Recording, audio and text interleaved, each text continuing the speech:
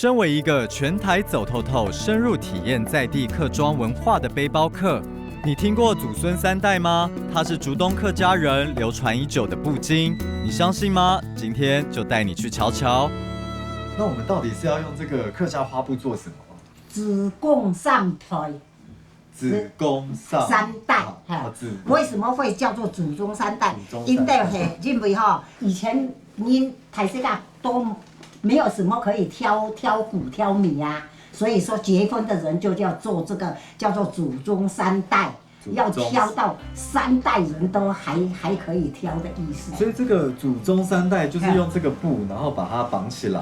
我们现在就是怎样呀？过年过节的时候，我们就利用这个祖宗三代的时候，圣衣就是脚上祭拜的，不管你是5升还是3升，然后都是用这个。对，就是用这个拿来挑进去，这样装进去，还有这样子，你就这样拉着绑起来，这样拉起来，好，拉起来。那我是要就是这样拿着吗？对，这样子的时候，这样吗？这样都可以，反正这样子的时候你就不会这样跑来跑去。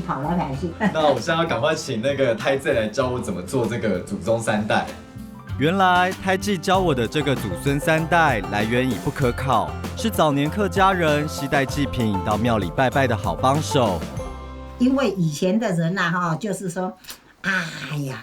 我娶媳妇起来，应该是要生，赶快就生孙子或是怎样。他说他有做这个祖宗三代来给我们的话他就说我们就很快会生小孩子这样子。他这可以借我试看看吗？我来可以体验看看怎么做这个。好啊。哇，好惊险哦！因为踩的那个就是用力它会快，然后对。放轻才会变慢。